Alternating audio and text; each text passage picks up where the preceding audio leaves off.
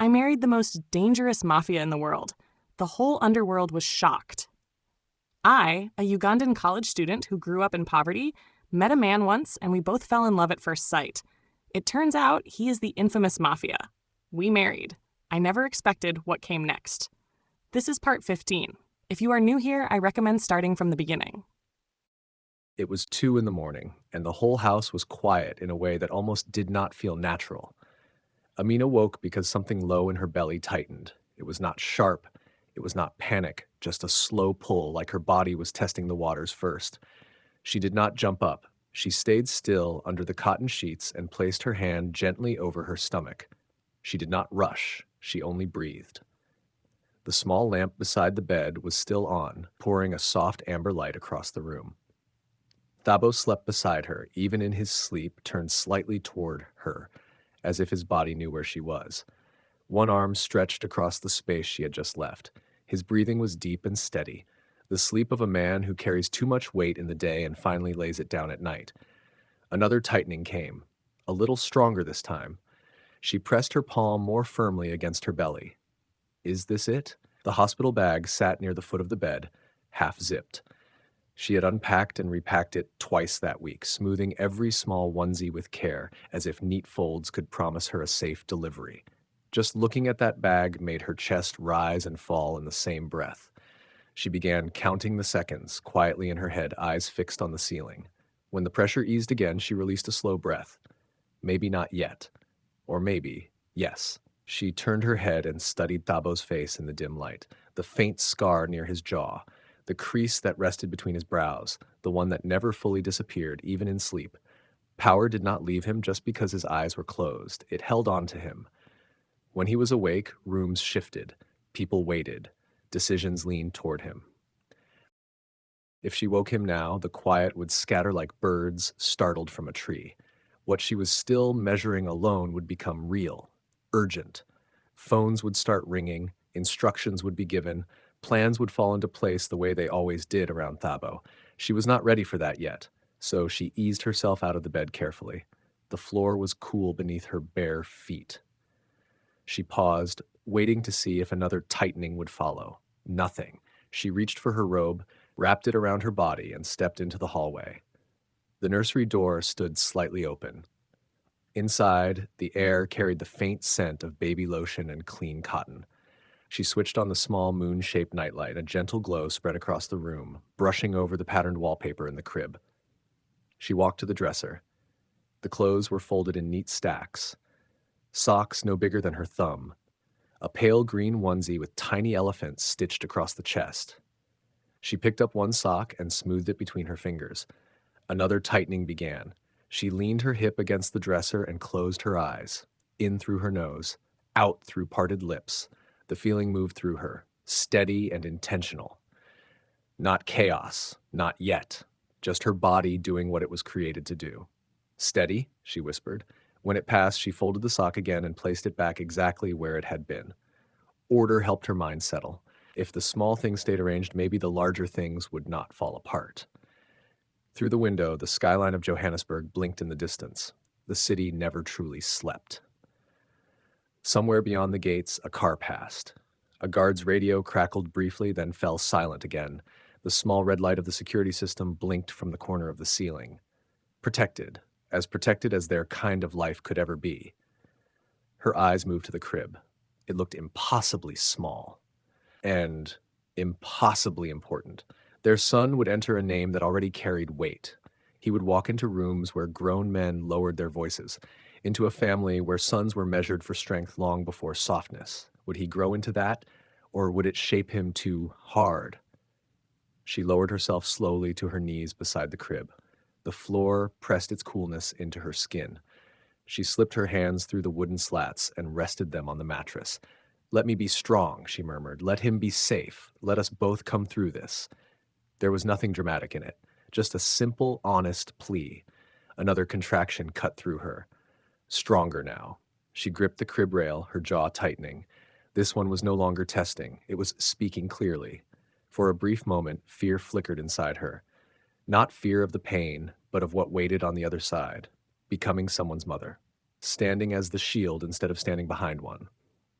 When it eased, she remained there a little longer, her forehead resting against the wood. She was standing at the edge of something. Slowly, she rose and made her way to the bathroom. The overhead light felt harsh after the nursery's soft glow. The mirror caught her reflection. She looked different, not fragile, not exactly strong either, just aware, as though something within her had already stepped forward before the rest of her could follow. Out of habit, she reached for her toothbrush. The mint tasted too sharp on her tongue. Halfway through brushing, another contraction struck. She froze, one hand gripping the sink, her breathing quickened. Foam gathered at the corner of her mouth as she leaned her weight onto the counter. "Breathe," she whispered to herself. Downstairs, the refrigerator hummed. Somewhere in the house, a clock ticked. Ordinary sounds. A house that did not yet understand it was about to become something new. Her phone lay on the bathroom counter. The screen lit up for a brief second. An unread message from an unknown number. No name. Only the notification before the light faded again. She stared at it longer than she intended to, even tonight. When the pain passed, she rinsed her mouth and wiped the sink clean, as if wiping away the struggle itself. As if composure was something she could hang back over her shoulders, like a jacket. She walked downstairs to the kitchen and placed her hands on the marble island. The surface felt cool and firm beneath her palms. She focused on the reflection of the pendant lights hanging above. They chose this house because of security. Gates reinforced with steel. Cameras placed in corners you would not notice unless someone pointed them out.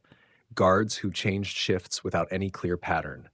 Lawyers who handled problems before those problems could grow teeth and bite. Thabo had built strong walls around their life. But even the strongest walls cannot block everything. Not blood, not family expectations, not the heavy weight of inheritance. Her thoughts drifted to his family. The elders who spoke of legacy more than they spoke of love. The stepmother who observed more than she ever said. The brothers who smiled warmly while their minds kept calculating. Their son would not be born into something simple. He would carry a name that opened doors and at the same time marked him. Another contraction rose, deeper now. She bent forward slightly, her fingers tightening around the edge of the counter. Pain spread across her lower back, sharper than before. This was real. For a small moment, doubt crept in. Am I ready for this?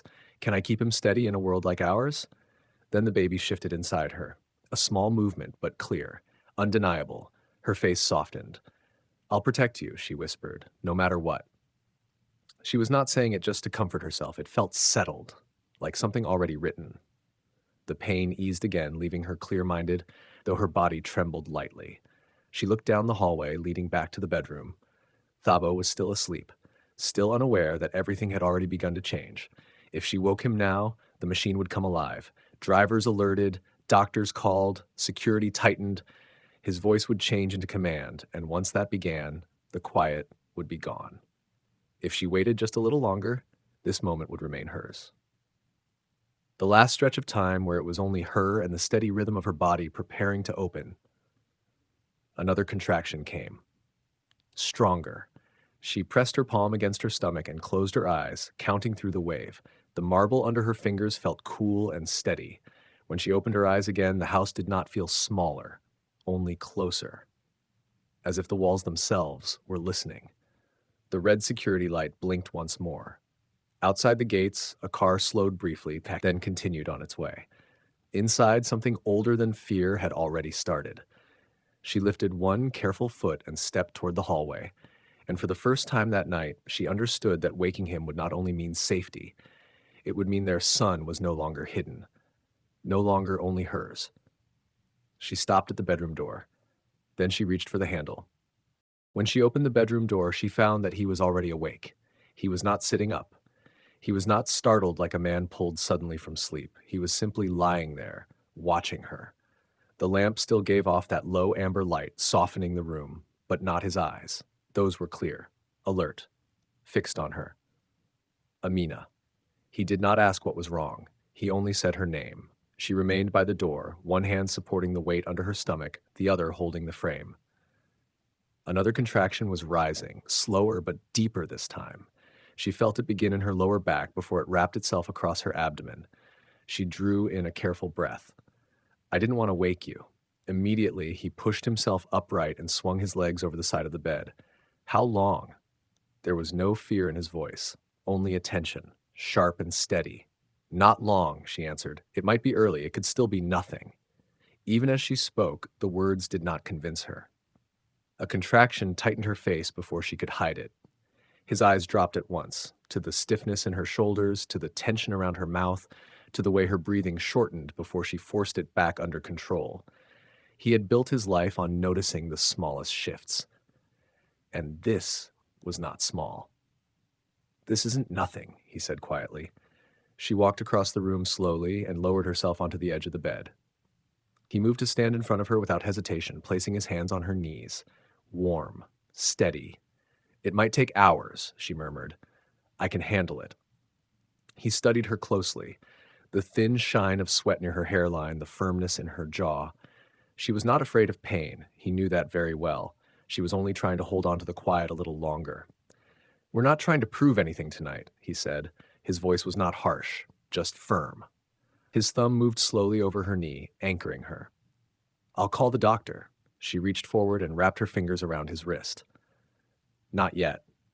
It was not rebellion. It was a plea. Just 5 more minutes where it was only the two of them. He released a slow breath. 5 minutes, he said. Then I call. She nodded. Another contraction came quickly. She leaned forward without thinking, her forehead resting against his shoulder. At once he wrapped his arm around her back, his palm spreading wide against her spine. He held her differently now, carefully, as if he understood that what her body was doing was larger than both of them. Her breath trembled against his neck. He felt it. When the wave passed, he rose to his feet. Stay here. He moved with speed, but not carelessness. He picked up the hospital bag from the foot of the bed and set it beside the door. His phone was already in his hand. He typed a short message.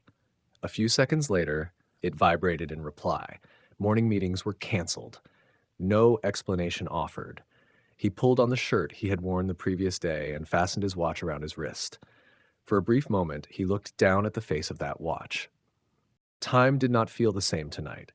As he moved through the house, lights came on one after the other. Not all of them. Only what was necessary. He did not shout orders. He did not rush about like a frightened man. By the time he returned to the bedroom, security was already awake. Amina could hear it. The faint crackle of a radio outside, the sound of a car door closing, low voices speaking in short sentences. The quiet efficiency of men who understood their duties without needing long explanations. He crouched in front of her again. It's time. She nodded.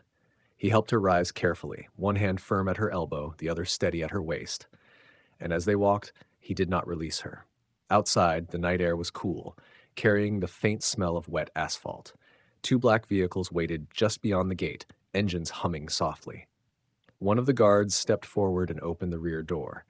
Before she could enter, another contraction struck. Hard. She gripped the door frame, her breath shortening, her vision narrowing. The world became small, reduced to pressure and rhythm. Thabo's hand wrapped around hers immediately. Slow, he said in a low voice. I'm here.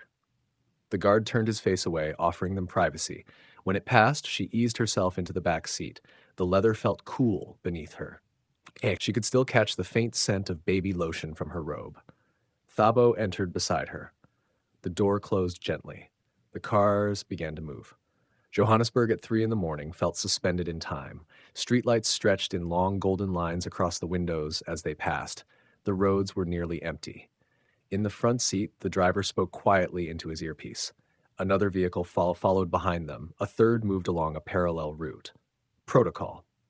Amina reached for the seatbelt, then changed her mind and reached instead for Thabo's hand. He held it tightly. The car gathered speed.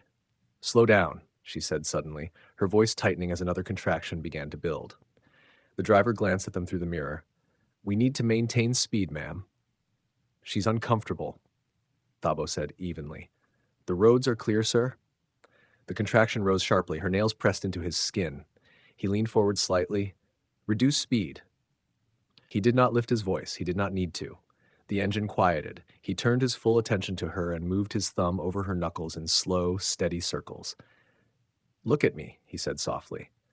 She opened her eyes and fixed them on his face. on the crease between his brows, on the concern he was not hiding well at all. "You're doing fine," he told her. "Not exaggerated, not dramatic, just steady." She nodded and breathed through it. The baby shifted beneath the palm resting on her stomach. "Just a little longer," she whispered. "Stay safe." She was speaking to their son. Thabo heard it too. His jaw tightened. For many years, protection had meant control, anticipating danger, solving problems before they had the chance to grow. Now protection meant sitting beside her in a moving car, watching her endure something he could not carry for her, no matter how powerful he was. He lowered his forehead gently to their joined hands, just for a moment. The men seated in front could not see him like that. Outside, a siren wailed somewhere far off, then slowly faded into the night. They passed through an intersection that had already been cleared for them. The city was quiet at that hour, but never truly empty. His phone vibrated in his pocket. A message from his lawyer. "We're on standby." Another from his younger brother. "Keep us updated." There was no softness in either message, only expectation. He locked the screen without answering. Tonight was not about legacy. It was not about business. It was not about the silent politics of family. Another contraction rose, slower but deeper. Amina leaned her head back against the seat, her eyes closing. The streetlight slid across her face in passing, light, then shadow, then light again. He watched her without speaking. This was not the woman who sat calmly at dinner while his family tested her with careful words. This was not the woman who debated strategy across long tables. This was something older than all of that. Something stronger. Beside it, he felt small. "We're almost there," he said softly. Ahead of them, the hospital lights came into view. Bright, clean, almost harsh against the dark sky. The security vehicles moved forward to clear the entrance. One guard stepped out before their car had even come to a full stop, his eyes scanning the surroundings. The sliding glass doors reflected the headlights straight back at them. Amina's breathing quickened. This was where it stopped being private. Thabo tightened his hold on her hand. "I've got you." She turned her head and looked at him, not as the man whose presence shifted rooms, not as the heir to a complicated and watchful family, only as the father of her child. Another contraction struck, sharp and impossible to ignore. She squeezed his hand harder. The car came to a complete stop. For one small second, neither of them moved. Then the door opened, and the world stepped in. The hospital appeared slowly before them, rising out of the darkness as though it had been standing there all along, waiting for their arrival. From the back seat, Amina watched the white building grow clearer against the night sky, just as another contraction began. It started low in her back, heavy, steady, then moved forward, tightening across her stomach until her fingers closed around Thabo's hand without her even thinking about it. At that hour, Johannesburg felt like it was holding its breath. Traffic lights blinked amber over empty roads. Tall office buildings caught the passing headlights and reflected them back like silent witnesses. The city was not noisy, but it was not sleeping either. She fixed her eyes on the entrance ahead. "Ya Allah," she whispered softly, "let this child arrive safely." Beneath her palm, the baby shifted, pressing gently against her ribs. Thabo felt the difference in her grip and adjusted his hold. His thumb moved slowly over her knuckles. In the last 30 minutes, he had come to understand her rhythm. The small pause before the pain came, the careful exhale after, the way she tried to steady herself before he had the chance to worry. The convoy reduced its speed as they drew closer. 2 black SUVs moved ahead of them in perfect coordination. Security men stepped out even before the vehicles came to a full stop, their eyes sweeping across the glass entrance, the parking structure, the darker spaces between the lights. Amina released a long breath as their car rolled forward. She had always known it would not be simple. Nothing tied to Thabo ever was. The sliding doors opened, but only after one guard went inside first. The lobby lights struck her eyes after the softness of the night. White, bright. The polished floor reflected everything, shoes, shadows, movement, so that even ordinary steps felt exposed. Another contraction tightened across her stomach. She leaned slightly toward Thabo, her forehead brushing against his shoulder. "I'm here," he said quietly. The car door opened. Cool air rushed in, carrying the smell of antiseptic and something faintly floral. He stepped out first, then turned at once to help her. one hand steady at her elbow, the other firm at her waist. He did not release her. Inside, movement unfolded like a routine already rehearsed. Metal detectors stood near the entrance. Security personnel nodded respectfully, not warmly, but cautiously. "Morning, sir," one of them said. Their eyes moved to Amina. Not curiosity, assessment. She felt it, that slight shift in the atmosphere when people recognized Thabo, the son of the man whose death had filled newspapers, the man now carrying everything his father left behind. Protected and observed at the same time. Her fingers tightened around his hand. They were guided toward a quieter desk off to the side. It was clear that arrangements had been made long before tonight. Still, there were forms that needed confirming, identification cards that had to be checked. "Mr. Mokoena will need both identification cards and the admission file," the woman behind the desk said, her tone steady and professional.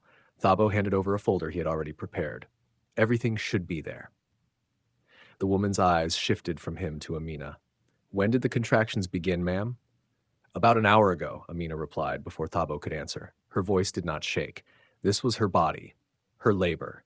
The woman nodded and began typing. Further down the counter, two nurses spoke in lowered voices. "Is that—" "Yes, after what happened to his father." The words faded when one of them realized Amina was watching. Amina held her gaze a moment longer than expected. Not with anger, just steady, unbending. Another contraction began to rise. She breathed the way she had been taught, in through her nose, out through her mouth. Her palm pressed firmly against her stomach. Her child did not belong to whispers. Through the glass panels near the entrance, sudden bursts of light flashed. Camera flashes, distant but clear. Outside, security shifted quickly, blocking sight lines. Her heart stumbled once. So they had already come. Thabo noticed her glance toward the door. His jaw tightened slightly. Without taking his eyes off her for long, he lifted his phone. "Handle it," he said quietly. No shouting. No drama. Just control. Something settled inside her then. Not fear. Something firmer. Her child would enter a world that watched closely, that speculated, that measured worth before knowing truth. Her responsibility was not to shrink. Another contraction forced her eyes closed. She fixed her focus on his hand. The warmth of it, the rough texture along his fingers, the steady pulse beating beneath her thumb. He leaned nearer. "Look at me." She opened her eyes. The brightness of the lobby blurred behind him. His expression was controlled, but there was a softness in it he never allowed in boardrooms or family gatherings. "You're safe," he said. He was not speaking about the building. A nurse approached with a wheelchair. "Standard procedure," she explained gently. For a brief second, Amina hesitated. Walking still felt like she controlled the pace. Then another contraction came and decided for her. She nodded and allowed him to help her into the chair. His hand remained on her shoulder as they moved down the hallway. The corridor stretched long and bright ahead of them. Machines beeped softly behind closed doors. A cart passed with a quiet squeak of wheels. Somewhere close by, a newborn cried. Thin, fragile, brand new.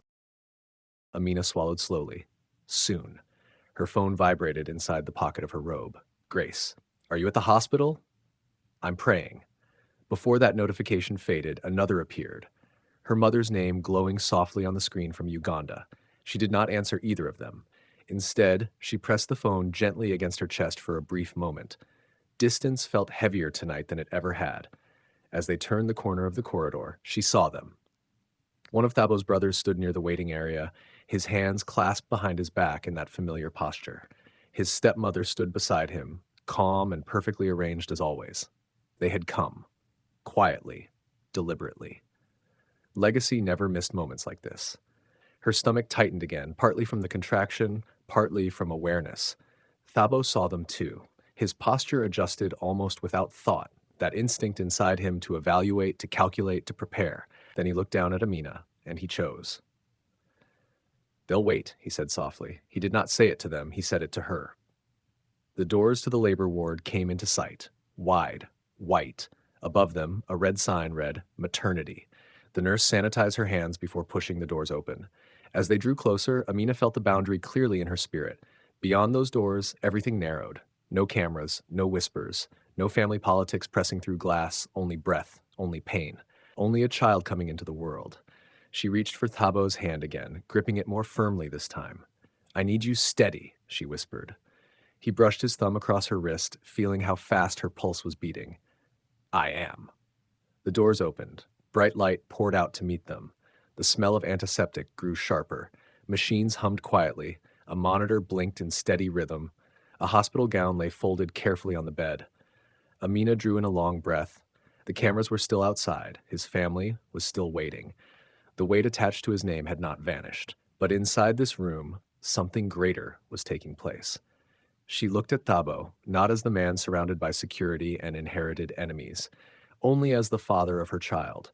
Another contraction struck, strong and impossible to ignore. She leaned forward, breathing through it. The nurse stepped closer. Let's begin, she said gently. Thabo moved to Amina's side, his hand firm against her lower back. Outside that room, the world could continue watching. Inside, there was only her breath and their baby. The door closed behind them. Amina lowered herself carefully onto the hospital bed and pulled the thin gown over her stomach. The fabric felt light, almost too light for something this heavy. But once she had it on, she understood. It drew a line. Outside that door was everything else. Inside was only this moment. Another contraction moved through her, beginning low in her back and pushing forward. Her shoulders stiffened. She clenched her teeth and started counting inside her head just the way she had practiced. Counting gave her something firm to hold.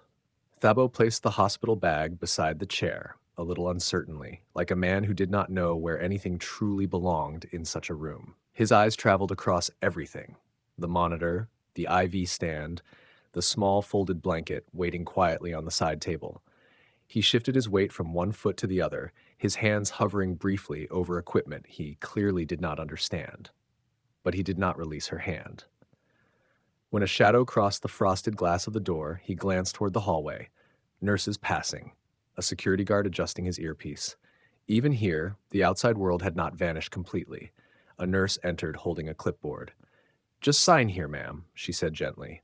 Another contraction? Yes, breathe. In, out, Amina whispered to herself as she took the pen. Her hand trembled slightly while she signed her name. She handed it back just as another wave tightened through her body. For a short moment, she noticed movement reflected in the window, someone pausing outside, perhaps only passing by. It reminded her that the room was not fully sealed from the world. Still, she told herself it belonged to her for now. Thabo reached toward the pen as if he could take over. I've got it. You're doing fine, he murmured, his voice low. It sounded steady, but she could hear the strain beneath it. She saw it clearly in his eyes, that small flash of helplessness he could not hide. She gave him a faint smile. He was trying. That was enough. A doctor stepped in briefly, a clipboard tucked beneath her arm. There's a short delay, she said. Shift change. Just a few minutes. You're next. Amina's jaw tightened. The contractions were growing stronger now. Waiting felt heavier than it should have. It can't be long, she muttered under her breath. Thabo leaned closer, attempting humor in the stiff way he did when he had no other offering. At least you're not stuck in morning traffic, he said. It was small, but the way he held her hand and adjusted his breathing to match hers kept her steady. Another contraction struck, sharper this time. He began counting aloud. 1, 2, 3. Count properly, she snapped more sharply than she intended. She watched his expression dip slightly.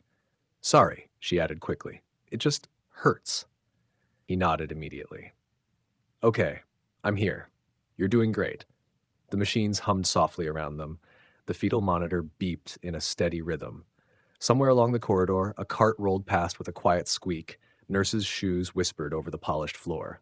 The smell of antiseptic lingered in the air, blending faintly with the baby lotion still resting on her skin.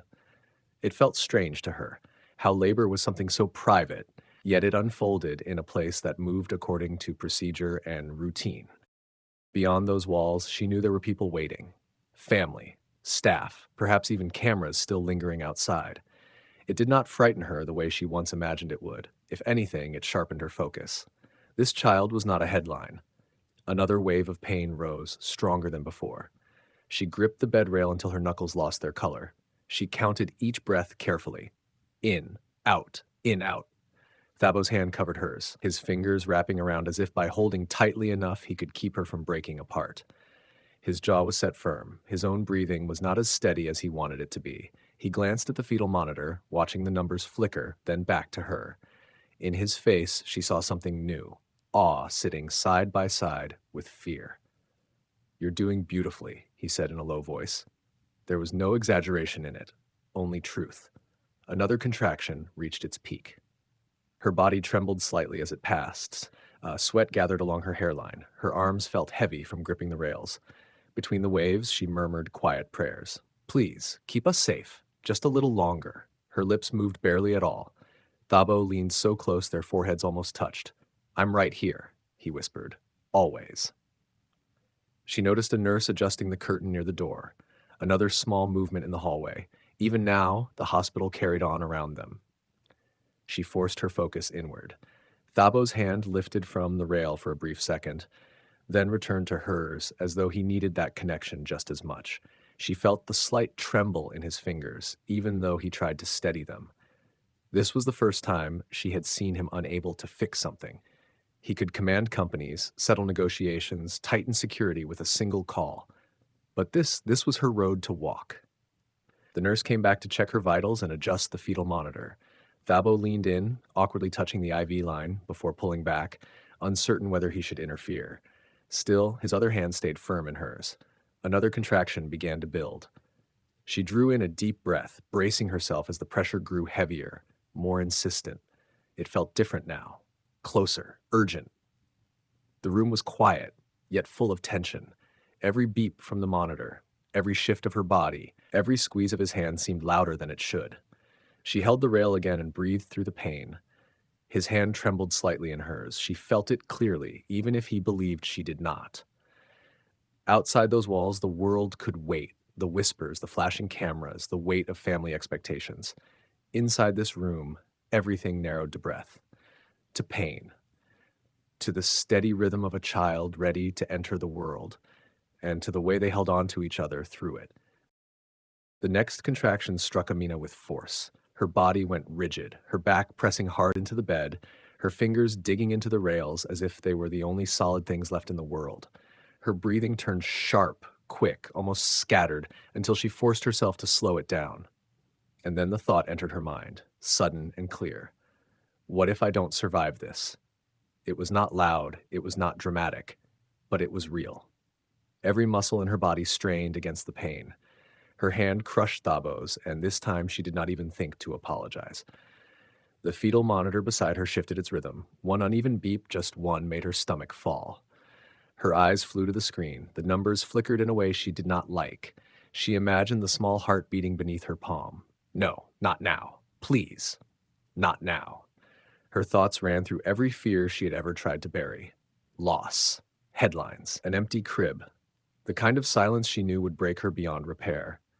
Thabo felt her grip tighten and answered it with his own. His thumb moved in small circles over her skin, but it was no longer as steady as before. She felt it, that slight tremor he could not fully hide. "You're stronger than you think," he said quietly. "We'll get through this." His voice was controlled, but beneath it she heard the strain. A nurse stepped closer, her tone firm but measured. "Deep breaths. When I tell you, push with me. Steady." The rest of the hospital faded into distant noise, monitors beeping somewhere else, low voices from other rooms, the quiet footsteps of staff moving about. None of it touched her. The world narrowed to this bed, this monitor, this pain, this child. Another thought cut through her, sharp and urgent. And this time it was not about herself. For a split second, she saw her son's future, the name he would carry. The weight waiting for him beyond these walls. The eyes already watching. I can't fail him. I can't let him enter this world unprotected. The urgency was not about power, not about reputation. It was something older, something instinctive.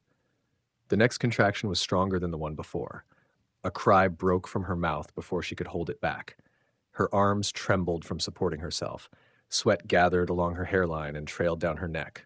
She forced her breathing into rhythm. Inhale, exhale, count. Thabo counted with her, his palm pressed firmly over hers. He miscounted. She flinched and snapped, breathless. "Not like that." Then more softly, "Sorry. It was never about the numbers. It was about needing something steady, something she could rely on." Before either of them could settle again, the monitor sound shifted. For one frightening second, the line on the screen flattened. An alarm pierced the room. Sharp, sudden, loud. Everything inside her went cold. Thabo froze. She heard him draw in a breath he did not attempt to hide this time. When she looked at him, his face had lost all the control he carried so carefully. There was no strategy there, no calm authority, only fear, raw and open. She saw the thought in his eyes as clearly as if he had spoken it. I can't lose them. It was the same thought running through her. A nurse moved quickly, adjusting the monitor leads. Hold on, she said, calm but swift. Sometimes it shifts when the baby moves. Amina pressed her teeth together and forced herself to breathe through the pain that was still cutting through her body. She refused to let her mind scatter. She turned inward instead, to the heavy pull low in her belly, to the firm pressure that told her her son was still there. Please, keep us safe, just a little longer, she whispered. Her lips barely moved as the words slipped out. Thabo leaned in closer until his forehead almost touched hers. When he spoke, his voice had changed. It was lower now, rough around the edges. I'm right here. I'm not going anywhere. For a brief moment, everything else fell away. The alarms, the movement of nurses, the long history waiting beyond those hospital walls. It was only the two of them, holding on to each other in the middle of something bigger than both of them.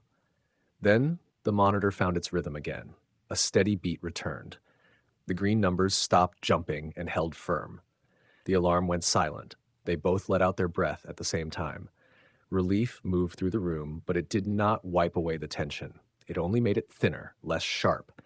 As the contraction loosened its grip, Amina's muscles trembled. Sweat cooled against her skin. Her chest rose and fell as she worked to steady her breathing again. The nurse gave a small nod. Heartbeats steady. He just shifted.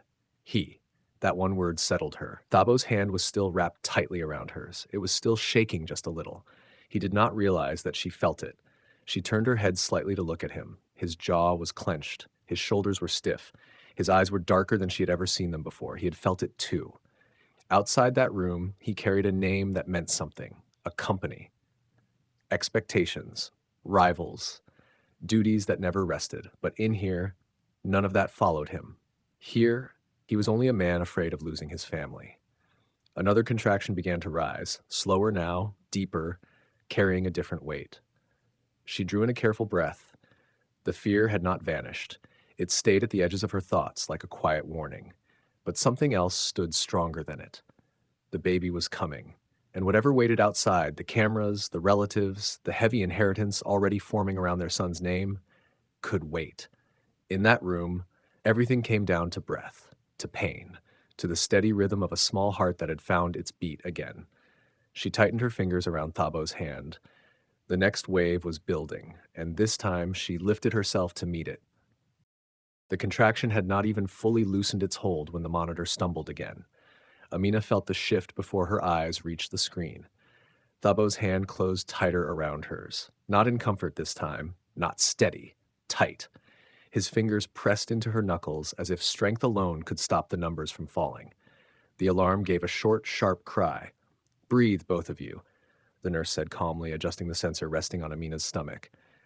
It's correcting. Thabo said nothing. He did not even turn his head toward her. His jaw had hardened. His shoulders were stiff like wood. The room suddenly felt smaller, as if the air inside it had thinned. Amina tried to ease her hand from his grip, but he did not release her. Thabo, she said gently, still pulling air into her lungs after the contraction. You're hurting me. That brought him back. He let go at once. Sorry. He swallowed. I just need a moment. The nurse gave him a small, understanding nod. Take your time, sir. Everything's stable. Everything's stable. Amina watched him step back from the bed. His movements were careful, measured, but too measured, as though he was trying to create distance between himself and something he did not know how to face. He walked toward the door, not running, but quicker than he normally would. The door closed behind him with a soft click.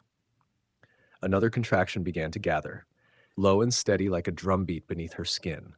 Amina turned her focus inward and breathed the way she had practiced. Inhale, hold, release. Even so, she felt his absence immediately. The room seemed cooler without him standing beside her.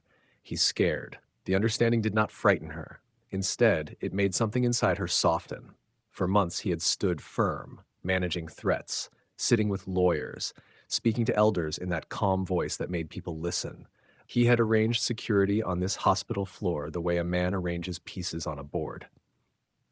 Before the sun rose, he had already spoken to his brothers, given clear instructions about who could stand in the corridor and who could not. Even now, men were stationed at both elevators. No one would reach her without first going through him. Control. That was the language he knew. But this was blood and breath and the fragile rhythm of a heart he could not command. Another contraction tightened across her stomach. She caught the bed rail and breathed through it. I need to breathe with him, not only for him. And then a quick, unwanted thought slipped quietly into her mind. What if my body fails? What if I can't bring him safely into this world? That thought frightened her more than the pain ever could. She did not lie to herself and pretend it wasn't there. She simply chose not to sit down with it. He needs me steady. So does our son. The nurse adjusted the IV line. The monitor returned to its soft, even rhythm green numbers blinking as though nothing had interrupted them. On the small table nearby, the folded baby clothes caught the pale light of early morning slipping through the blinds. Tiny cotton shirts, no bigger than Tabo's hand. So small, so easy to lose. Out in the corridor, Thabo leaned back against the wall. He placed his palm flat against it, as if he needed something firm beneath his hand. The hallway was quiet. Gentle footsteps, the distant sound of an elevator opening and closing, nurses exchanging shifts in low voices. Two of his security men stood near the corner, careful not to stare. When their eyes met his, one of them straightened his jacket automatically. Alert. Prepared. A nurse walked past and gave Thabo that quick glance people give when they recognize someone important but choose not to disturb him. He closed his eyes. What if something goes wrong? The thought struck him harder than any threat he had faced before. He had dealt with men who carried knives. He had stepped into leadership the same week they lowered his father into the ground. He had sat in rooms where one wrong word could cost everything. But he could not negotiate with a monitor.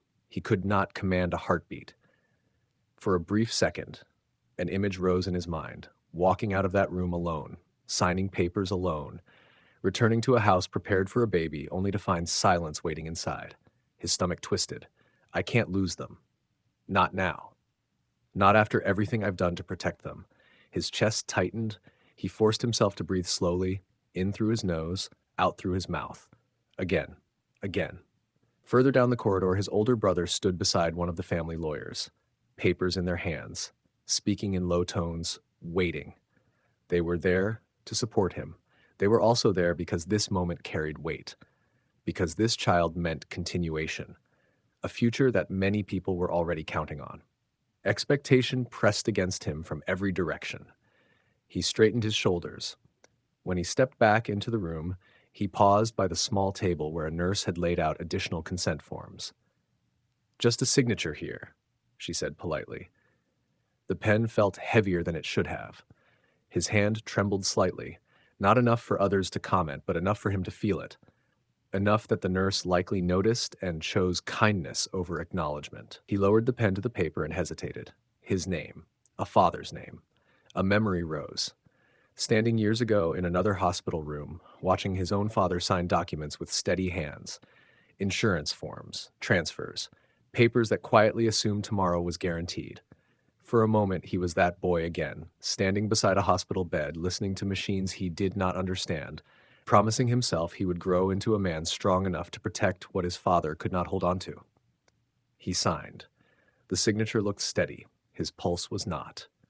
Amina sensed the change in him the instant he returned to her side. When he came back to her side, he seemed quieter, not as guarded as before. She reached for his hand without speaking. This time, when he held hers, his grip was careful, intentional, not tight, not desperate, just present. She squeezed his hand once. He squeezed back. That was enough. Another contraction came. He leaned in at once, one hand gripping the bed rail, the other steady on her shoulder. Breathe with me, he said, his voice lower now. Not fearless, just choosing steadiness. She followed the rhythm he gave her. Inhale. Exhale. The monitor beeped softly, holding its pace for now. His eyes stayed on the screen. Every small rise, every small dip. In that moment, those blinking numbers carried more meaning for him than wealth, land, or influence ever had. Then a slight irregular beat appeared. The nurse adjusted the sensor again. "Sometimes they move and it shifts the reading," she said calmly. "We might reposition you if we need to. Just precautionary." Precautionary. His shoulders stiffened. Amina felt it at once. "It's okay," she whispered, even as another wave of pressure began climbing her back. "He's strong. He. Not heir. Not legacy. Just their son." Thabo looked at her then, something unguarded in his eyes. He nodded once and swallowed. "I can't fail you," he said quietly, almost as if he were confessing it to himself. The contraction struck fully.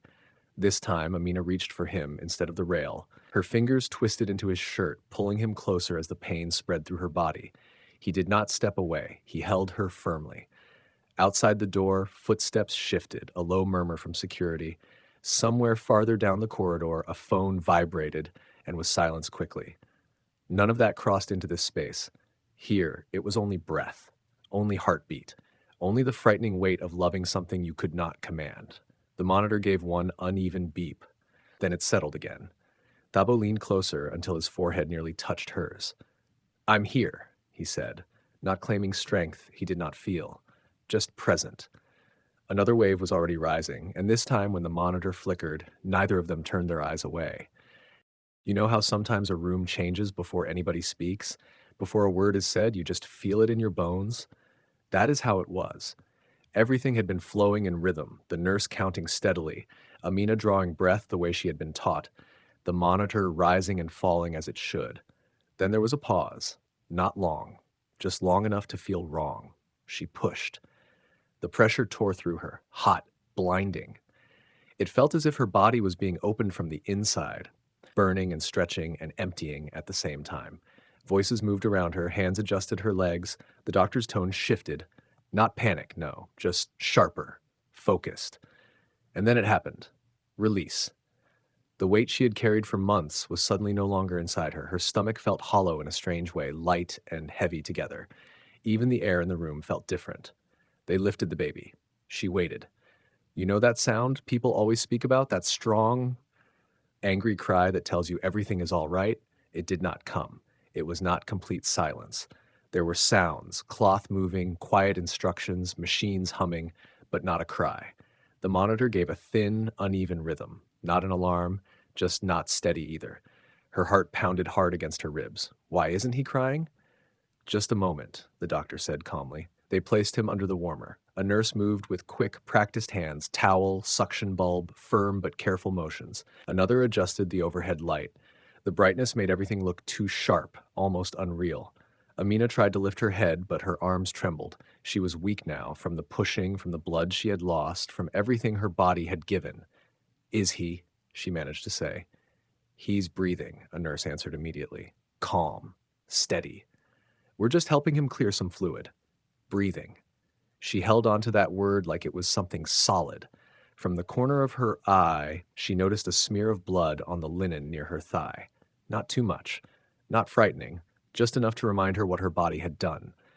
Suddenly she felt very heavy. The strength that had carried her through the pushing was leaving her.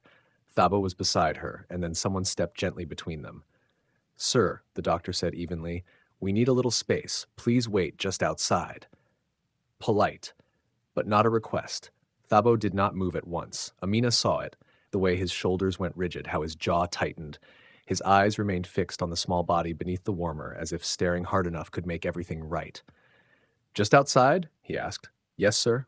For a moment, she truly believed he might refuse. He was not a man used to being asked to step aside. Then he looked at her, and in that look, she understood. Letting go like this was not easy for him. "It's okay," she said softly. "Go." Her voice surprised even her. It was steady, though her arms shook and fear pressed hard against her chest. He bent and touched his forehead briefly to hers. Not dramatic, just contact. Then he stepped back and walked out. The door closed. Without him, the room felt brighter, more exposed. "Okay, Amina, keep breathing," the nurse said, adjusting her IV and checking the bleeding. "You did beautifully. We're just finishing assessing him. Assessing. Not rescuing. Not reviving. Assessing." She held tightly to that word. Pat from the warmer came the sounds of purposeful movement, the soft pull of suction, quiet exchanges between staff, then a small cough. Come on, my love. Her body began to tremble now, not from contractions, but because the strength that had carried her was leaving too quickly. She felt the emptiness inside her where he had been. Her thighs shook, her palms were damp. What if something's wrong? This time the thought came sharp and clear. What if I carried him all this way only to watch him struggle? Her throat tightened. No. She forced her mind to hold on to what was real.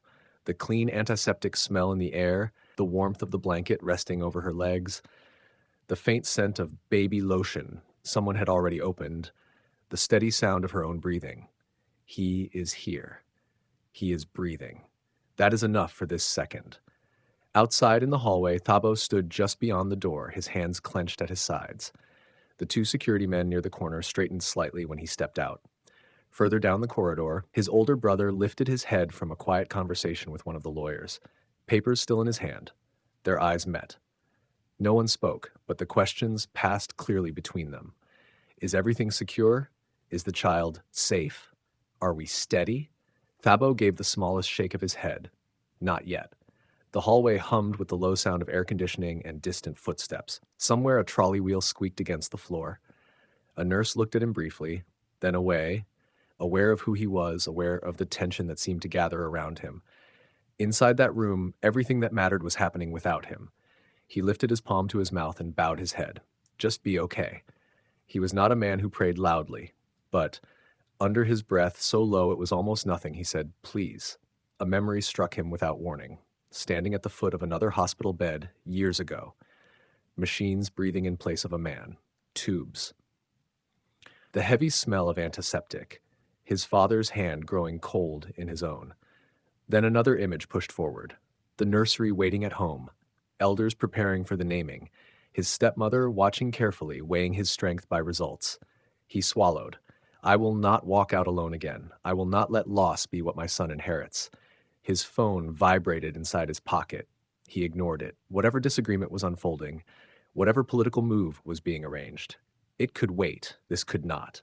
Inside the room, a nurse said softly, "There we go." A small sound followed. Not a full cry. A wet, startled inhale. Amina's fingers tightened in the sheets. Again, she whispered. The doctor adjusted the baby gently and rubbed his small back. Another sound came, stronger this time, a thin, trembling protest that rose into the air. Air. Her vision blurred. That's good, the nurse said quietly. He just needed a little encouragement. Encouragement, as though even life sometimes must be called forward. Heart rate stabilizing, another voice added. The monitor evened out, not perfect, but steady. Amina released a breath she had not known she was holding. It left her body shaking. Can I see him? She asked, her voice softer now, tired but fierce in its longing. In a moment, we're almost done. She turned her head slightly toward the door, wishing she could send the message through it. He's fighting. He's here. A minute later, the door opened. A nurse gave a small nod and Thabo stepped back inside. He walked toward the warmer slowly, as if he was stepping closer to something made of glass. Their son lay there, his skin still flushed, his chest rising in small but determined lifts. A nurse wrapped him carefully in a clean white blanket lined with faint blue stripes. So small. Smaller than the fear had been. Thabo stopped beside the bed. He and Amina looked at one another. He did not speak. He did not have to. The relief written across his face was not pride. It was not control. It was not triumph. It was gratitude. He reached for her hand. She threaded her fingers through his. Her hold was weaker now, but certain. He's okay, she whispered. He nodded once, swallowing against the tightness in his throat. Our son, he said quietly. Not heir, not future. Just son. The nurse came forward carrying the swaddled baby. Ready for skin to skin? Amina nodded. They laid him carefully against her chest. Warm, a little damp, real. His weight settled directly over her heart. Her body recognized him at once, even through the deep exhaustion, his head tucked beneath her chin as if that place had always been waiting for him. For a moment he lay still. Then he shifted. A small, fragile whimper escaped him. Both of them stiffened at the same time. It was not loud, it was not dramatic, but it was alive. Alive. Thabo leaned in close, one hand hovering near the baby's back, not quite touching, as though even love might be too strong for something so newly arrived. Outside the room, footsteps moved past, quiet voices. the machinery of expectation still turning in the corridor. Inside, none of that held weight. Amina pressed her lips softly to the top of her son's head.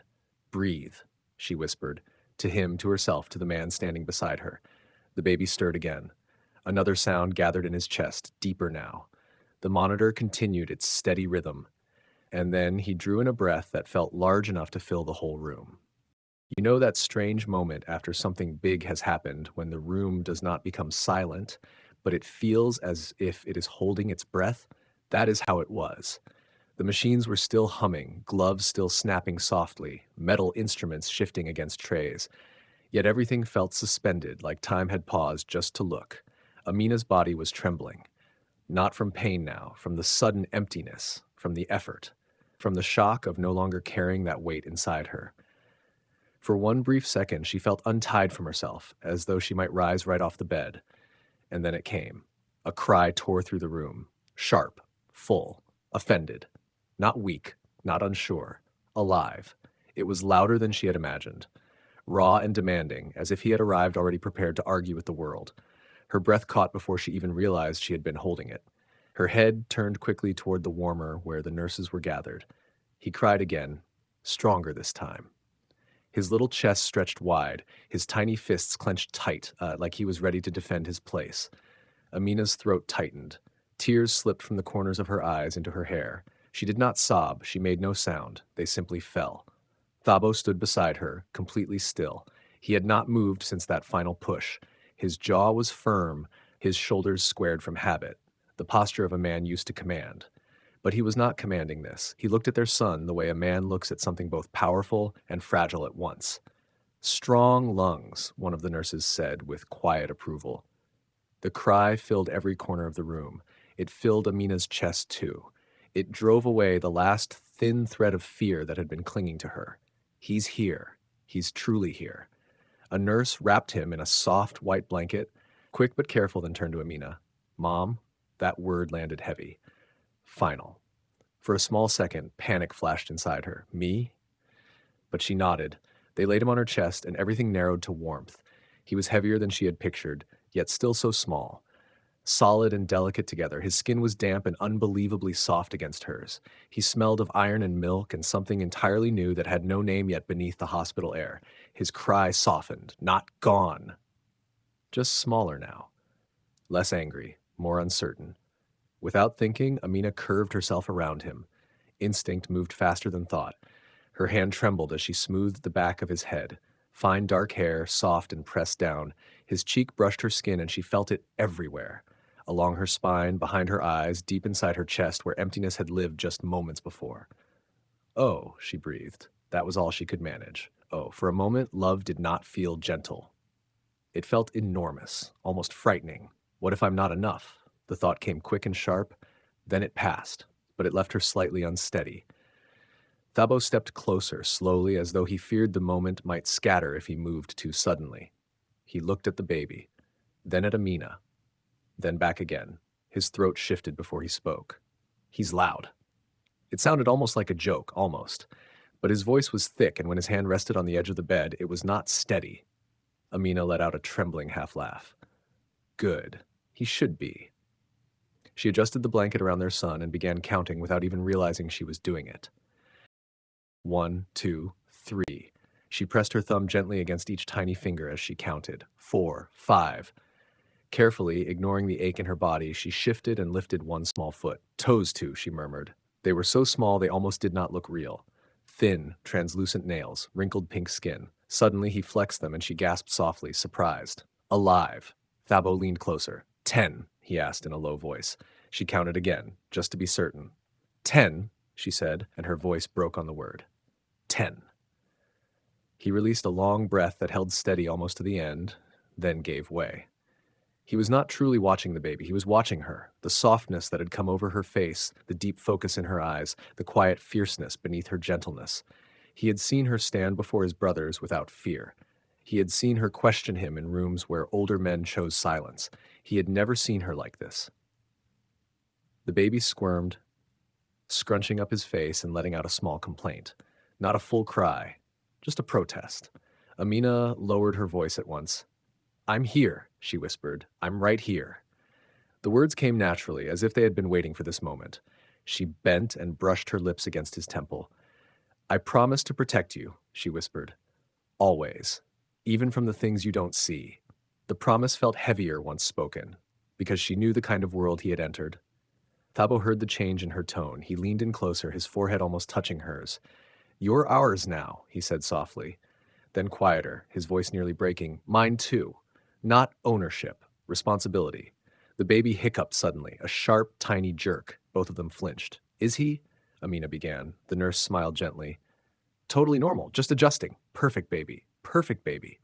Amina let out a soft laugh, then, relieved, almost unsteady for a moment, Thabo released something between a breath and a quiet sound of disbelief. The baby hiccuped again, then once more, softer each time. This was not a dream. This was a person who would grow, who would ask questions, who would choose his own path. The thought made her tighten her hold without meaning to. After a few minutes, a nurse asked gently, Would you like to try feeding? Amina's stomach tightened, not from fear, but from the weight of what that meant. Yes, she answered. They helped her adjust her position. Thabo stepped back just enough to give space, but he did not leave the room. The first attempt felt awkward. The baby turned his head on instinct, mouth searching but unsure. Amina's hands trembled as she tried to guide him. For one painful second, he did not latch. Heat rushed up her face. What if I can't even do this right? Like this, the nurse guided softly, and then he latched. A small, surprising pull. Amina drew in a sharp breath. It was not pain. It was intensity. Her whole body grew still. He was feeding. He was real. Relief washed over her so strongly she felt lightheaded. She looked down at him, watching the tiny rhythm of his jaw, the way his eyelashes rested gently against his cheeks. His small hand lifted weakly, brushed against her skin, then dropped again. Thabo watched as though he were committing the sight to memory. This was a place he could not enter. And for once, he did not attempt to. He simply remained. The baby's fingers curled once more and caught Amina's index finger. He held on. Not tightly, not with skill, but deliberately enough that she felt it. Amina went still. He's holding me, she whispered. Thabo reached out, slower than she had ever seen him move, and placed his palm gently against the baby's back. Warm, delicate, alive. His phone vibrated inside his pocket. Once. He did not move. It vibrated again. He ignored it. For a brief moment, something sharp crossed his face. The instinct to calculate, to respond, to control, and then he looked back at his son and made a choice. The armor loosened. For years, he had guarded territory, measured risk, stayed ahead of threats. Now he was staring at something that could be harmed by accident, and he understood completely that no influence he carried could negotiate with that kind of fragility. I thought I knew what responsibility felt like, he said quietly. I didn't. There was no show in his voice, only truth. Amina turned her head to look at him. This was not the man giving instructions through secured calls, not the man elders stepped aside for. This was a father, and fathers could fail. That frightened her more than the labor had. The baby made a small, satisfied sound as he continued feeding, eyes closed. The room softened around them. The nurses cleaned quietly, one by one slipping out, leaving the door mostly shut. Morning light filtered through the blinds, thin golden lines stretching across the floor and the edge of the bed, softening the harsh white walls. The monitors still beeped, but gently now. Amina shifted slightly, careful not to disturb him. Her body ached in places she could not even name. She felt sore, damp, deeply tired. For a moment, she wanted to sleep for a year. Instead, she looked at him. She felt full. Thabo pulled a chair closer and sat beside the bed, his knee resting against the mattress. He reached for her free hand. She let him take it. They did not speak for a long while. They simply breathed. 3 rhythms now. Her eyes grew heavy, but she refused to close them, as if looking away, even for a second, might allow the world outside that door to remember itself and come rushing back in. He's perfect, she said at last, her voice barely a whisper. Thabo nodded once. Perfect. But his eyes shifted briefly toward the door. Not with fear, with awareness. Security waited outside. His men controlled every entrance. His brothers would be expecting news. His stepmother would be preparing ceremony. The elders would see continuation where he saw only a heartbeat.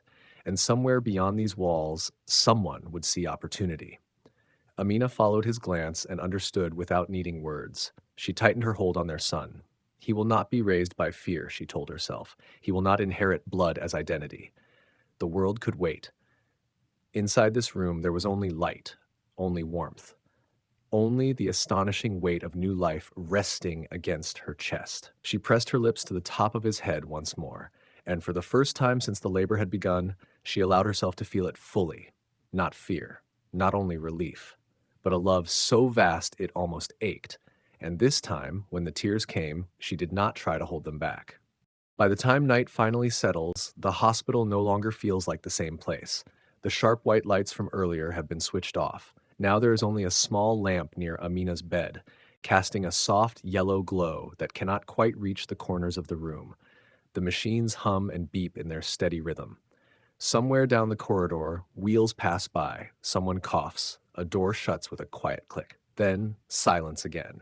The baby sleeps in the clear crib beside her. Amina watches his chest rise, fall, rise, fall. It feels impossible that someone so tiny can pull the whole world toward himself like this. Dabo sits close, his knee resting against the mattress. He still has his jacket on. His phone lies face down on his thigh. For now, it is quiet. Amina shifts a little and her body reminds her, without mercy, that she has just done something great and painful.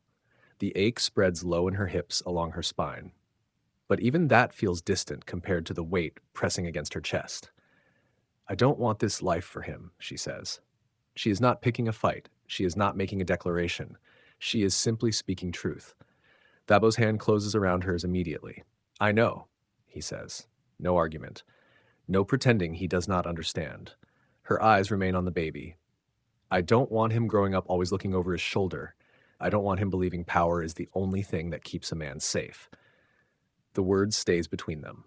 Power. Thabo looks at his son. The baby's mouth moves slightly in his sleep, as if he is dreaming of milk. I won't let him carry what I carried, Thabo says after a moment. His voice is calm, steady, like someone making a promise to himself. He won't inherit my enemies. Amina does not look at him. Enemies don't ask permission, she replies. The monitor continues its steady beeping, sounding louder than it should in the quiet. For a while, neither of them speaks. Inside this room, everything feels fragile and full of possibility at the same time. Outside, the world has not paused for them. When Thabo rises to splash water on his face, Amina allows her thoughts to drift. The lamplight touches the baby's cheek gently. His lips part a little. One tiny hand shifts beneath the blanket. He does not know where he is. He does not know that his surname carries weight. He does not know that some men would look at him and see leverage before they see a child. Her throat tightens. What kind of world have I brought you into? She does not ask it in blame. She asks it like someone preparing. She has always known who Thabo is, what he commands, what he protects, what it costs him. But now protection is no longer an idea. It has a face. She reaches into the hospital bag and takes out her prayer beads.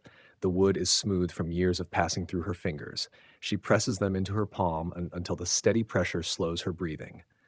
You will know kindness first, she whispers toward the crib, before you know power.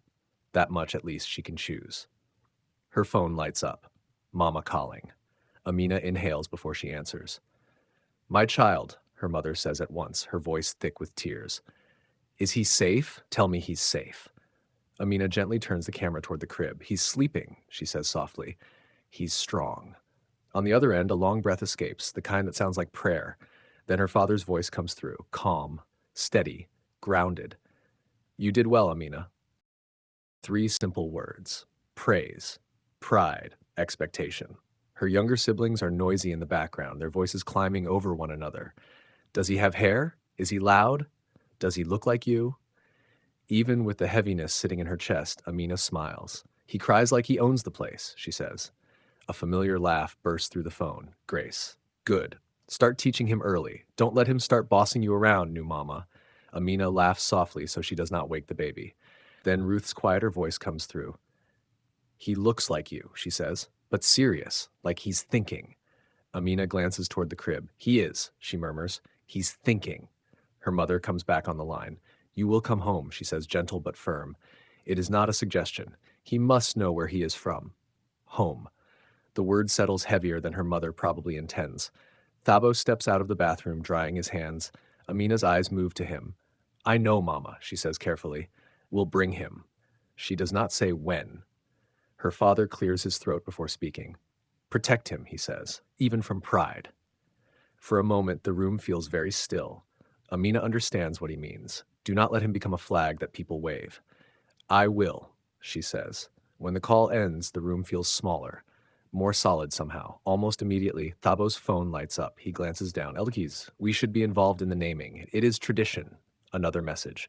Stepmother, the elders will expect the announcement before sunrise. And another. Older brother, I've sent something for the baby. Security will receive it. Amina studies his face as he reads. There is no irritation, no surprise, only that look, the one where he is already thinking 3 moves ahead. They want to talk about the name, he says. Of course they do, she replies. Naming is never just naming. It is history, loyalty, a quiet claim. I want him to carry both sides, Amina says, not just one. Thabo looks at her carefully as though he is weighing more than the words she has spoken. You choose his first name, he says. I'll handle the rest. It is not a small thing he has just given her. It is trust. You'll have to tell them that, she says. A faint smile touches his mouth. I will. The baby lets out a small, restless sound. They both move at the same time, then pause when they realize it. A shared instinct already. Thabo reaches the crib first and lifts their son carefully. More confident than he was earlier, but still gentle. He places him in Amina's arms as if handing over something sacred. She settles the baby against her chest, skin to skin. The warmth steadies her at once. Thabo watches as she adjusts the blanket and begins humming softly under her breath. It is an old song from her childhood, the kind her mother used to sing when storms cut the electricity and the house went dark. He has never heard her hum before. It feels intimate. You're tired, he says quietly. So are you. He nods, but his eyes remain on the baby. In the soft light, Amina sees something in his face she has never seen there before. Not command, not control, something gentler. They change the baby together, awkward but gentle. Their hands are unsure, yet careful. When the cold air touches his skin and he kicks in protest, they laugh softly under their breath. The little grunts he makes sound like complaints from someone important. After wrapping him up again, Amina brushes her thumb across his forehead. You are loved, she whispers. Thabo hears her. I'll increase security at home, he says. Not as an order, just informing her. Quietly, she nods. Not so much that he grows up feeling watched. I know. And he truly does. That is what matters.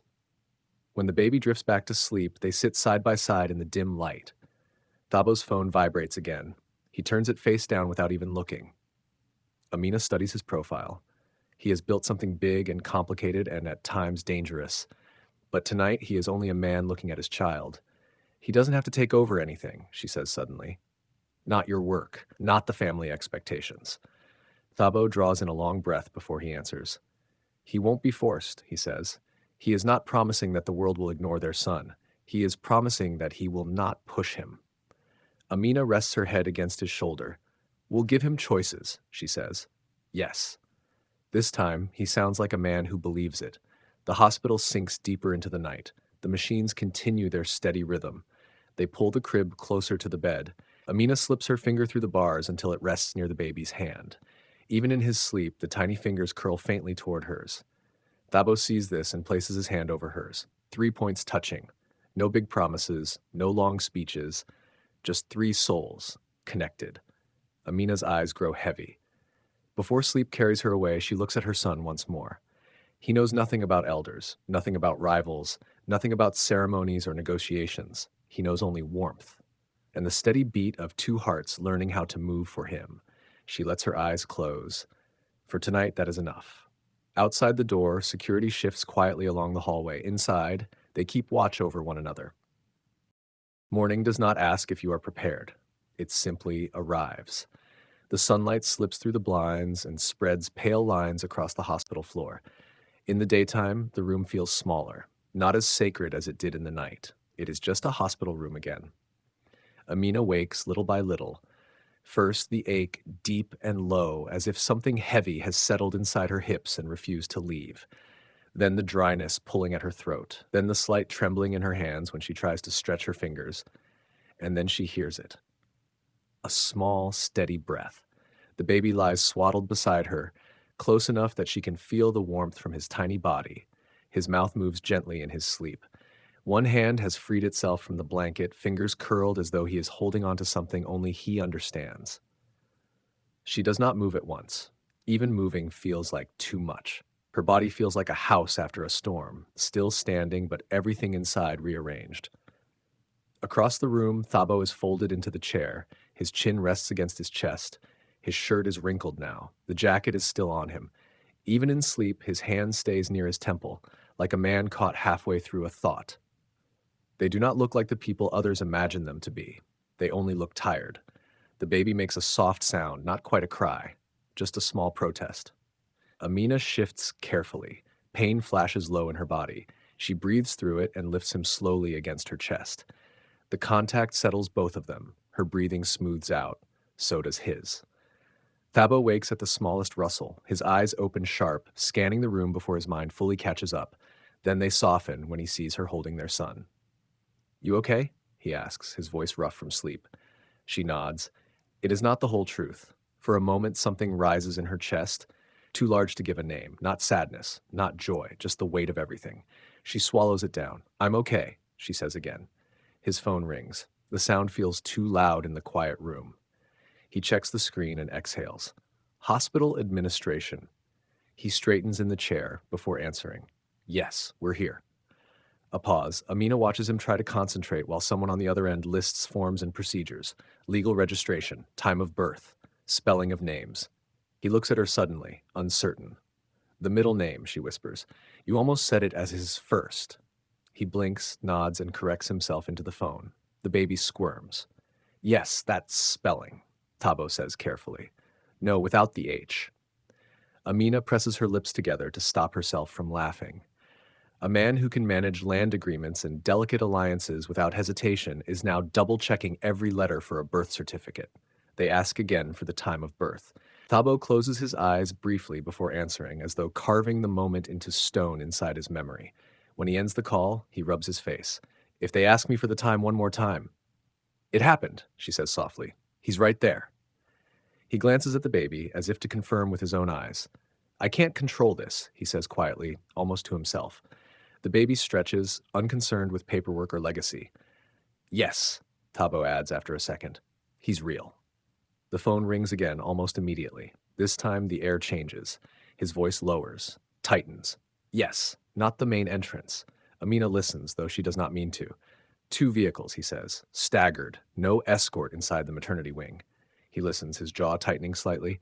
"If anyone is waiting at the front, we use the side exit. No photos, and remind the staff about privacy." Another pause. "I know it's early," he says. That's the point. The baby's breath is warm against Amina's collarbone. She moves her hand over his back in slow, steady circles. Even this, the simple act of going home, must be arranged carefully. Thabo ends the call and looks toward the window where a section of the parking structure can be seen. Then he turns back to her. "Routine," he says. She nods. For them, routine means staying ahead so nothing arrives unannounced. A nurse walks in wearing a bright smile, carrying a stack of forms thick enough to make anyone nervous. "Ready to go home?" she asks cheerfully. Amina almost laughs. Home feels like something too large to hold right now. Thabo takes the clipboard. The pen looks unfamiliar in his hand. Halfway through the paperwork, his head lowers closer to the page. Amina nudges his knee gently with her foot. "You skipped a line." "I did not." "You did." He looks again. "I did." The nurse pretends not to notice, but her expression softens. She has seen this before. Men who appear unbreakable, undone by sleepless nights and a newborn child. When he signs the final page, his signature leans slightly to one side. Amina finds comfort in that small imperfection. Her own hands begin to tremble again, not violently, just a light shaking now that the rush of adrenaline is leaving her. She presses them into the blanket until the feeling fades. Then the nurse wheels in the car seat. "Before discharge, we'll need to see it installed properly." Thabo nods with certainty. 15 minutes later, standing in the parking structure, that certainty has thinned. The morning air feels cool, too bright. Every sound echoes in the open space. The moment the doors slide open, Amina feels exposed. Two black SUVs sit in the distance, not side by side, not drawing attention, but positioned carefully, on purpose. She adjusts the blanket over the baby's face just a little. Thabo crouches inside the back seat, reading instructions that seem written to confuse. This cannot be correct, he mutters. The baby begins to fuss, a small, unsure sound. Amina feels it immediately in her chest, sharp and protective. It's okay, she murmurs, rocking him gently. He just doesn't like waiting. The fussing increases slightly, and for a brief second, panic rises inside her. What if she does not know enough yet? What if she is already falling behind? Thabo pulls at the strap again. It refuses to cooperate. He becomes very still. I negotiate ceasefires, he says quietly. I cannot defeat a seatbelt. The nurse steps closer, calm as ever. Angle it first, she says, then tighten. He adjusts it, pulls firmly. Click. The sound is solid. Certain. He tests it once, then again, presses down with force. It does not move. He exhales as though he has just disarmed something dangerous. How does anyone manage this every day? He asks quietly. With practice, Amina replies, and patience. They return upstairs briefly to collect their remaining belongings. The breakfast tray remains untouched. The eggs have hardened. The toast has gone cold. Amina suddenly feels lightheaded, not dramatic, just a slow tilting in her head. She grips the edge of the bed. Thabo sees it immediately. Sit, he says. I am sitting. More sitting. He is already placing a bottle of water into her hand. She drinks slowly, and her body seems to hold on to it gratefully. You need to eat, he says. So do you. He glances at the tray and makes a face. They both laugh softly. Now joy and exhaustion sit together, tangled like threads you cannot separate. When the paperwork is done and the phone calls finally begin to slow, the room empties once more. The baby sleeps. The sunlight has shifted and now rests warmly along the edge of the crib. Amina leans back into the pillows. Her body feels heavy, but her mind is alert in a new way, as if every sense inside her has been sharpened. Thabo gathers their bags unhurriedly. He steps into the hallway for a moment, speaking quietly with security. When he returns, his face is composed. There were two people near the elevators, he says. Probably nothing. He has never trusted the word probably. She studies him for a moment. He built his life on certainty, on seeing what others overlook. Now he checks the angle of a car seat twice. He changes everything, she says. Thabo nods. Yes. A nurse enters for the final checks. Temperature taken, blankets smoothed, the small hospital tag removed gently from the baby's ankle. He's perfect, the nurse says easily. Amina receives that word carefully. Perfect feels delicate. For a brief second, her mind runs through all the ways delicate things can be broken. She pushes the thought away. Today, she chooses to believe it. Thabo secures the baby into the car seat again, his hands steady now. Amina rises slowly. Pain pulls low in her body, but she steadies herself before anyone can step forward to help. She needs to stand on her own. The corridor looks longer than before, brighter. Two security men wait at a respectful distance, not close enough to intrude, close enough to respond. One gives a small nod to Thabo. The elevator doors slide open. For a brief moment as they step inside, Amina feels suspended between the life they once knew and the one that has begun without asking permission. The doors close. Thabo's phone vibrates in his pocket. Unknown number. He silences it without answering. He looks at her. She looks back. No long speeches, only understanding. The elevator moves downward. Inside the car seat, their son shifts slightly, frowning for a moment before settling again, unaware of documents, exit strategies, or elders waiting for announcements. He knows only warmth. Amina places her hand gently along the edge of the car seat. Thabo covers her hand with his, not to lead, only to steady. The doors open to the brightness of morning. Security adjusts their positions smoothly without drawing attention, and they walk toward the light, tired, sore, protective in a way that feels almost fierce, carrying the smallest and most important responsibility either of them has ever known. Behind them, a nurse calls out their name at the desk. In the parking structure, an engine comes to life. Their first ride home is waiting. The parking structure carries the smell of oil and damp concrete. Amina feels it the moment the hospital doors close behind them. The air outside is different, cooler, louder, not contained like the ward they just left. Thabo fixes the car seat into the back of the SUV again. He presses the base down once, twice. then a third time. On the third check, his hand stays there a little longer. Two vehicles idle not far away, not near enough to attract attention, near enough to matter. Amina sees everything now, a driver pretending to scroll through his phone but never fully lowering his eyes. Another car slowing for a moment before deciding to move on. Security speaking softly into their sleeves as if discussing ordinary things, shoulders relaxed, eyes never resting. The baby blinks at the brightness, his face folding before smoothing again. Is he too warm? Thabo asks. He's fine, Amina answers, though she smooths the blanket anyway. Her fingers shake slightly, not from fear, from exhaustion that has carved her out from the inside. She climbs into the back seat beside the car seat instead of sitting in the front. Instinct. Her body protests at once, a deep pulling ache low in her abdomen, but she ignores it. Thabo takes the driver's seat. He almost never drives himself. Today, he does. The convoy moves out smoothly.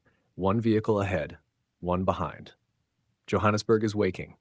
Traffic lights changing from red to green, taxis impatient as always, street vendors arranging crates of fruit along the roadside. The city moves as it always does, unaware that her entire world shifted during the night. Thabo checks the rearview mirror more than he checks the speedometer. Amina keeps her hand resting on the edge of the car seat. The baby yawns. Everything that matters sits inside this vehicle. Everything unpredictable waits outside it. The thought makes her head feel light for a moment. Thabo drives more slowly than he usually would, not from nervousness, from intention. Do you think he's comfortable? He asks without looking back. Amina studies their son. His mouth moves gently in sleep. Her chest tightens in response, milk heavy, urgent. He's fine, she says, just adjusting, like we are.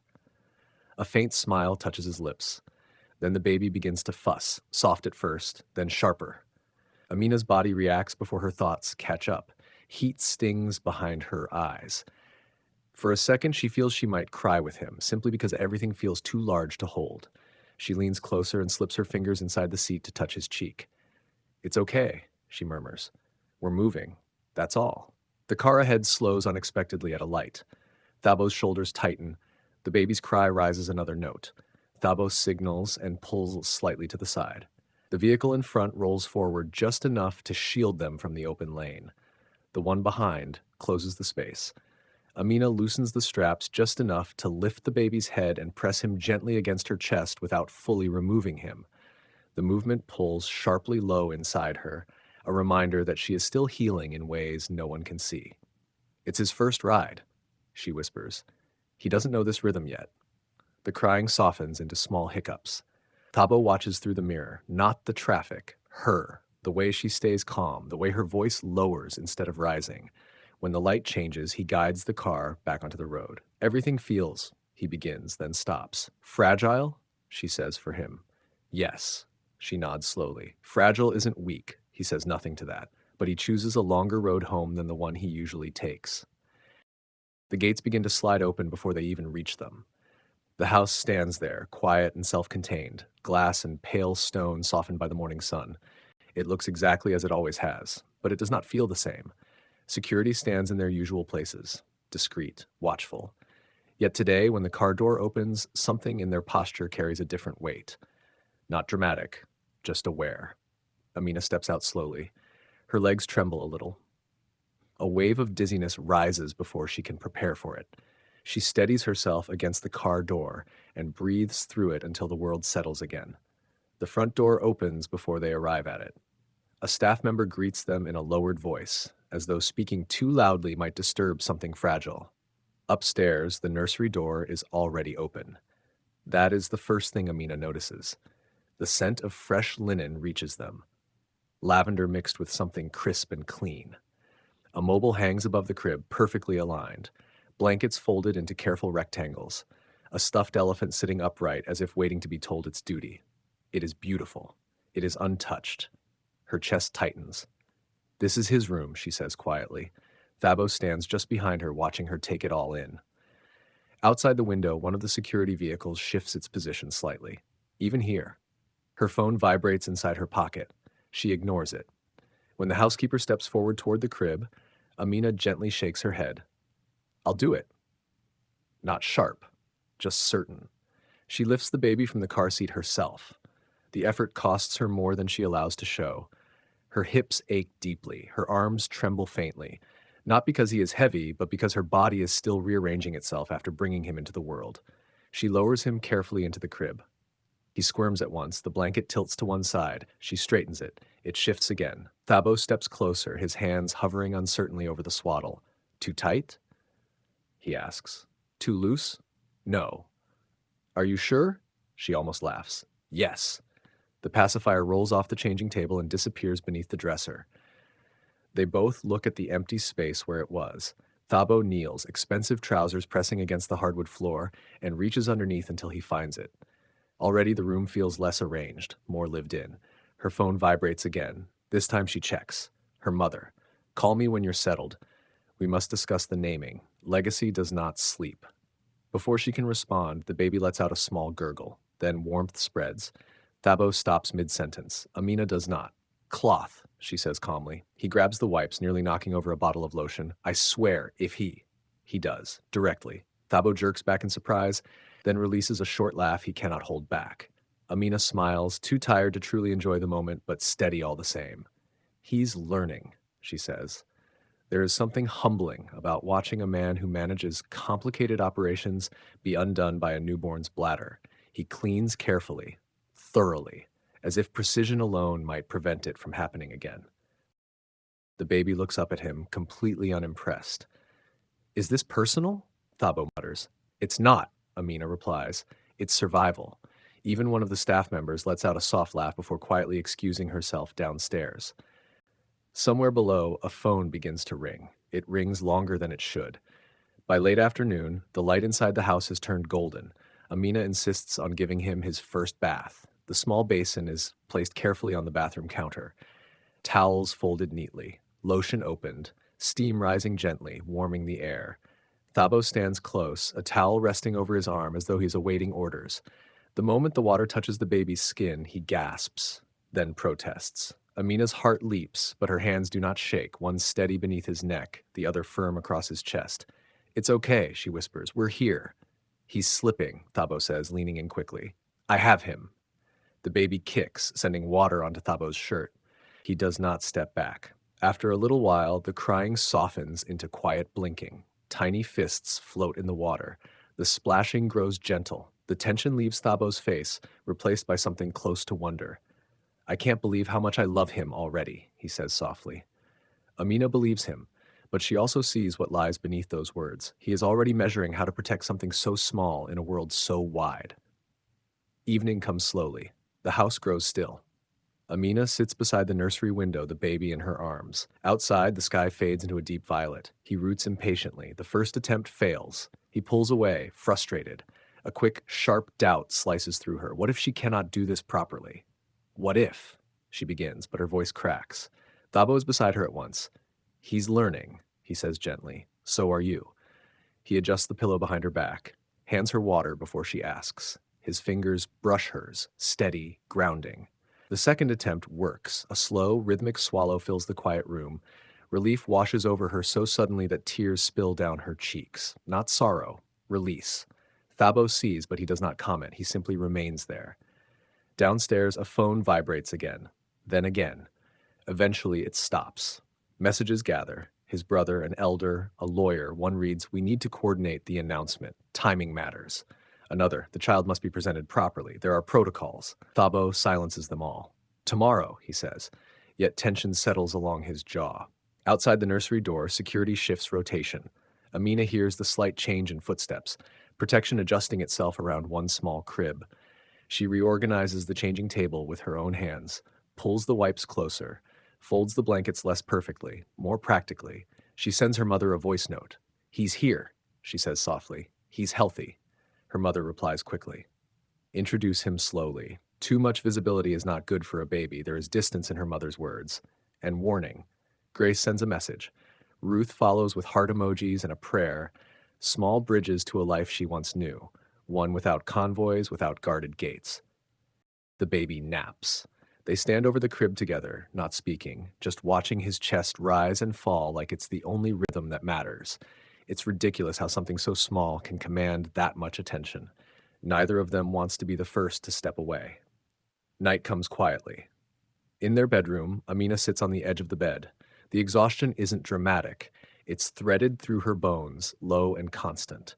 A dull cramp pulls at her abdomen, reminding her she's still healing. Milk has dampened her shirt. She doesn't care. Thabo sits beside her, not touching at first, just there. Solid. Present. He changes everything, she says again, softer this time. Yes, he answers. There's weight in it now. Not fear, responsibility. His phone lights up. His stepmother. We should discuss the ceremony. Elders are asking. He locks the screen without replying.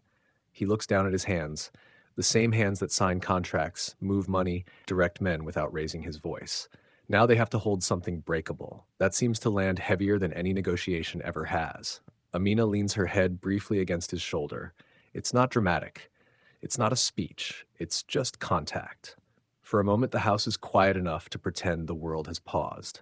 Downstairs, an engine shifts position beyond the gates. Security remains. Business waits. Family expectations gather quietly, like people standing just outside a closed door. But upstairs, in a softly lit room, their son breathes in a steady rhythm that doesn't care about legacy or ceremony or announcements. Amina closes her eyes, not to escape, just to take it in. The quiet, the weight of him down the hall, the fact that they are here, together. Tomorrow will bring elders, announcements, conversations about legacy and naming, protocols, timelines. Tonight is just this. A small body in a crib. Two exhausted parents learning how careful love has to be. Thabo's hand finds hers in the dim light. Not to lead, to anchor. And for the first time since they left the hospital, the house begins to feel like home. Not because it's guarded, but because it's lived in. Because there's a baby breathing inside it. The baby sighs in his sleep. They both turn toward the sound automatically. Every decision from now on will start there. Outside the gates, somewhere beyond the reach of the lights, a car slows briefly before moving on. Inside, neither of them notices. For now, the world can wait. Morning does not rush into the room. It comes gently, like someone who knows there is a newborn inside. Light slips through the nursery curtains in thin lines of gold. It touches the edge of the crib, then the rocking chair where Amina must have fallen asleep without planning to. When she lifts her head, her neck complains. When she shifts, her hips protest. Her body feels tender in small, private places no one sees. Still, she wakes before she intends to. Instinct is like that now. She turns toward the crib immediately. He is sleeping. One small fist tucked near his cheek. Lips slightly open. His breathing soft and steady, like a quiet drum in the background. The mobile above him moves a little from the air system, and even that soft hum feels too loud in her ears. She sits up carefully and pulls the blanket around her shoulders. For a long moment, she does nothing but watch his chest rise and fall. This is what everything turns around now. Not the house, not the gates, not the men outside who change shifts at dawn without being seen. Him. She has lived inside expectations before, family expectations, reputation, standing beside a man that others step aside for. That kind of life requires alertness, care, presentation. You are always aware of who is watching. This does not require that. This is only pulse and breath. The door opens slowly. Thabo steps inside. He is dressed already, but without his jacket. Not fully armored yet for the day. He pauses when he sees her awake, and something in his face softens. Not the polite softness he shows people, the real one. "You sleep at all?" he asks in a low voice. "A little?" He comes behind her and rests his hand at the back of her neck, his thumb warm against her skin. The touch steadies her more than sleep did. He does not speak again. He only looks down into the crib. The baby shifts. His fingers uncurl, then curl again. Thabo's hand slides down until it finds hers. He laces their fingers carefully, as if even that movement could disturb the air in the room. "He's perfect," he murmurs. Amina nods. Perfect does not feel like pride to her. It feels like weight.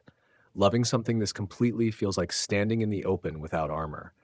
Somewhere beyond the gates, a car door shuts. Inside, it remains still. Later that morning, she drifts off again in the chair without meaning to. She wakes to the brush of lips against her forehead. Not urgent, not demanding, just there. Thabo is bent over the crib, offering one finger to their son. The baby's tiny hand closes around it. Tight. Thabo freezes. His whole body goes still, as though he fears breaking that grip. Surprise passes over his face first, then something almost boyish, then quiet awe that humbles him. "He's stronger than he looks," he whispers.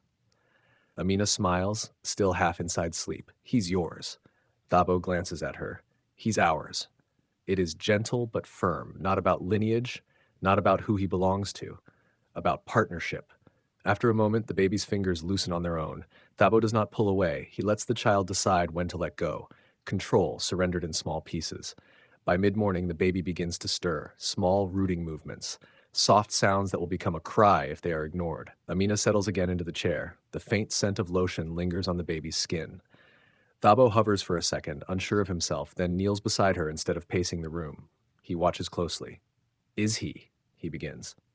"He's learning," she says softly. The first latch does not work. The baby pulls back, frustrated.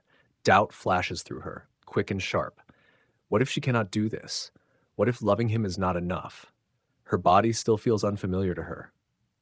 Emptied and rearranged. Thabo's hand comes to rest on her knee. "He's learning," he repeats. She tries again. This time it holds. A small, steady swallow fills the room. Relief moves through her so quickly her eyes begin to sting. Thabo lets out a breath like he has been holding it since sunrise. "I didn't know it would feel like this," he says quietly. "Like what?" she asks. "Like we're building something no one can see." She understands him. There are no contracts here, no ceremonies, no witnesses, just repetition, just care. Small things done again and again. The baby's hand opens and closes against her chest. Everything important is happening in this chair. Later, when it is time to change the diaper, Thabo insists on trying the swaddle himself. "I watched the nurse," he says, his confidence thin but stubborn. He spreads the blanket carefully on the changing table, folds one corner down exactly the way he remembers. The baby kicks once and ruins the fold completely. Amina presses her lips together to hide her smile. "Wait," Thabo mutters, retucking the fabric. "He moved. He's allowed. I need him to cooperate." She laughs softly. The baby wriggles again, and one arm escapes triumphantly from the blanket. Thabo stares down at the undone swaddle. "I think he outranks me." "He does." She reaches over, not to take over, but to guide his hands. Fold, tuck, smooth, secure, but not tight.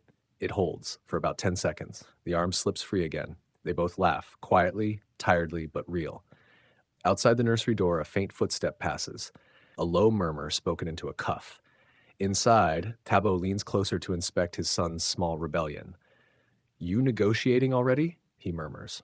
The baby only blinks at him. Amina watches them and feels something settle deep in her chest. This is how softness changes a man. Not through argument, not through force, through repetition. That night, they move the crib into their bedroom, close enough to hear every change in breathing. The lamp casts a low amber light against the wall. Shadows stretch softly across the ceiling. Amina lies on her side facing the crib. Thabo lies behind her, not touching at first. They listen. The baby makes a small sigh in his sleep. Amina's body reacts before her mind does. She lifts her head, her heart racing. "He's fine," Thabo whispers. "I know." But loving him feels like holding water in her hands. Necessary, precious, easy to lose if you are careless. After a moment, Thabo's hand moves into her hair, his fingers slow against her scalp. "You were strong today," he says quietly. She almost argues. She felt unsure, overwhelmed, afraid of making mistakes, but she knows what he means. "You were gentle," she tells him. He becomes quiet at that. Gentleness has not always been something life required of him. He shifts closer, careful of her soreness. "I'll protect him," he says, "from everything." She turns her head slightly to look at him in the dim light. "Protect him from becoming hard," she says softly. "Not only from danger." She thinks of boys raised to inherit power before they understand kindness. He nods once.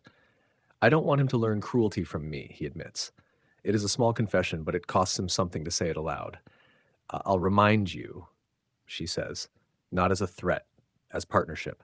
Their hands find each other in the dark. In the crib, their son sleeps through the quiet promises made above him. The next morning comes brighter. They have a pediatric appointment. Amina sits cross-legged on the bed, the diaper bag open before her. Wipes, extra clothes, burp cloth, blanket. The knitted cap her mother insisted the baby must have. Thabo reads from a list on his phone with the seriousness of a man reviewing an important document. Diapers? Yes. Pacifiers? 3. Hand sanitizer? She gives him a look. He puts it into the bag anyway. For a brief moment, everything feels ordinary, just two parents preparing to leave the house. Then his phone vibrates. His brother, he silences the call. Another message follows. A lawyer. Then one that flashes across the screen before he turns the phone face down. The elders are asking when the child will be presented. Amina notices the tightening of his jaw. The car will be ready in 10 minutes, he says instead. Outside, engines shift position. Presented, she asks gently. They'll want to see him, he says, soon. She nods slowly. He's not a statement, she says. I know. But both of them understand how legacy moves, quietly but firmly. He checks the window before lifting the baby into the car seat. Checks longer than necessary. Protection has taken a visible form now. The appointment passes in measurements and calm reassurance. Healthy, strong. Those words settled deep inside Amina, anchoring somewhere in her bones. Back home, they stand over the crib again while the baby naps, tired from the outing. He's so small, she whispers. And yet, Thabo says, and yet. They both feel it. How someone so small can rearrange an entire world. A small hiccup startles the baby. His face tightens. Thabo leans in immediately, murmuring something low and steady. Not real words, just sound, just presence. The baby settles. Amina watches her husband, the man who commands boardrooms and decisions, now whispering beside a crib. Love looks different from what she once imagined. It looks like this. Later, during another diaper change, the baby spits up across Thabo's freshly changed shirt. He looks down at the damp fabric, then at the baby. This is targeted, he says seriously. It's not. The baby's lower lip trembles, preparing for a cry. Thabo leans closer. No, no. We are calm citizens. He attempts peekaboo using a burp cloth. The baby pauses, confused. Amina laughs, openly, freely. It feels like taking something back from a life that once required constant composure. Evening comes again.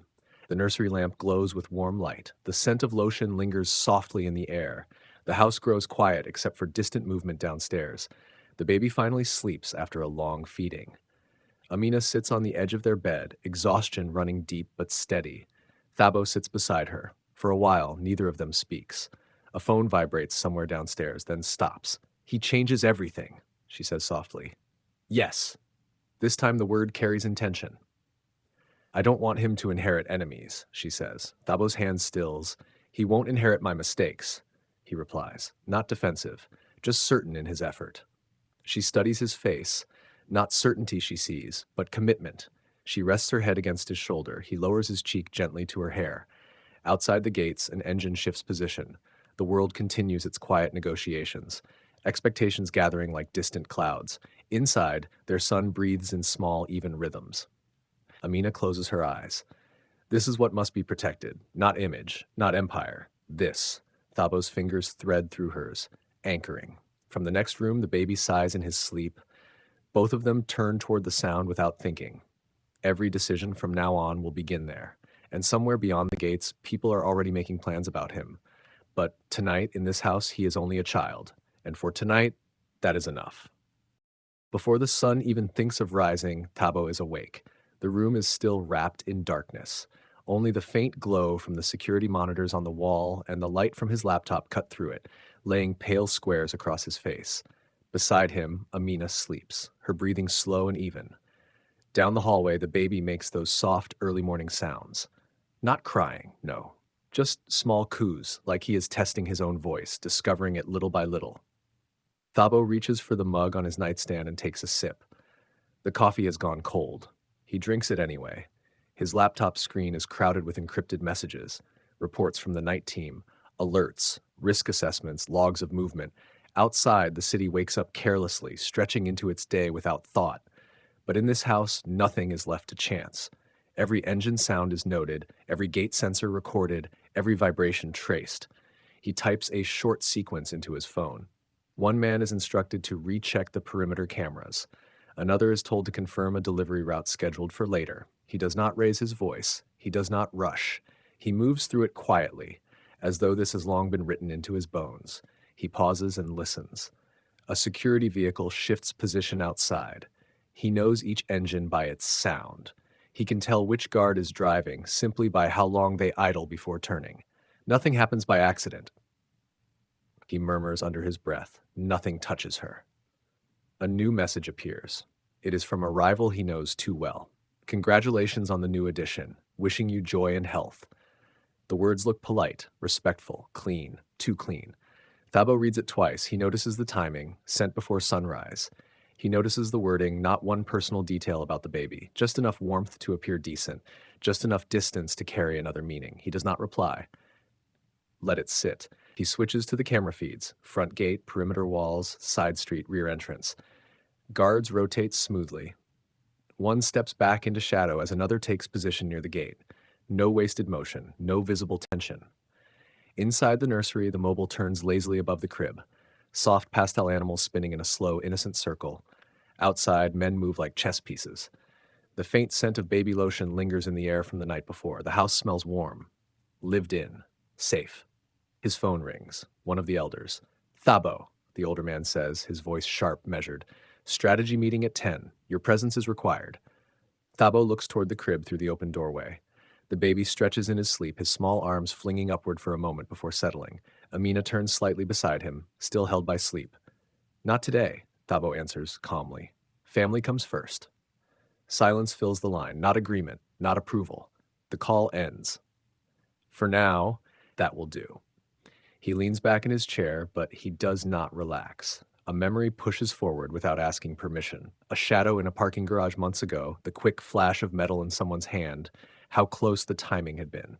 He swallows the memory down. This is no longer about deals, or territory, or pride. Now it is about a crib down the hall. Another alert hums across his screen. A property check cleared, a small dip in the market, a note about someone lingering near a side street 2 blocks away.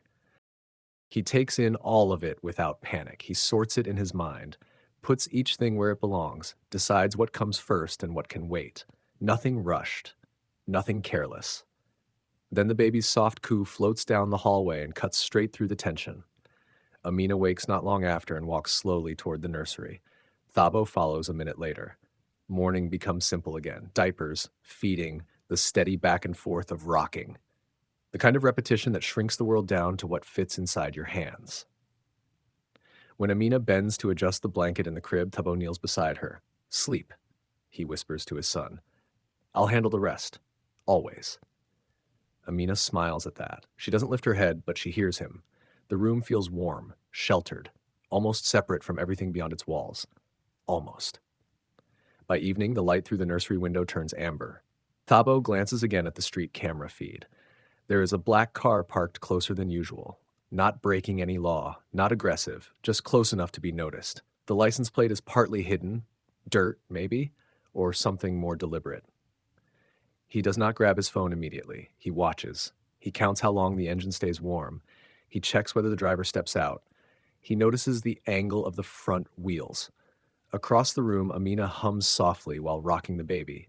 She knows nothing about the car, and he does not tell her. Not because he doubts her strength, but because she deserves at least one room in this house where fear does not sit in the corner like an uninvited guest. He crosses the room and gently brushes a strand of hair away from her forehead. The baby sighs in his sleep, his tiny mouth opening for a moment before settling again. Thabo leaves his hand there a second longer than needed, grounding himself. Eventually, the car pulls away. Slow, unhurried. He memorizes the plate anyway. Night settles. The monitors continue their silent glow. The guards continue their rotations. Messages continue to arrive. Inside the bedroom, the crib has been moved close to their bed again, close enough that every breath can be heard. Amina lies on her side, facing the baby. Thabo lies awake on his back, staring up at the ceiling. He knows the world did not stop because his son was born. If anything, it is watching more carefully now. But when the baby lets out a small sigh in his sleep, both of them turn their heads at the same time. That is what matters. Let the meetings wait. Let the rivals send their polished congratulations. Let the shadows linger outside the gate. Tonight, this house holds what matters most, and he will guard it.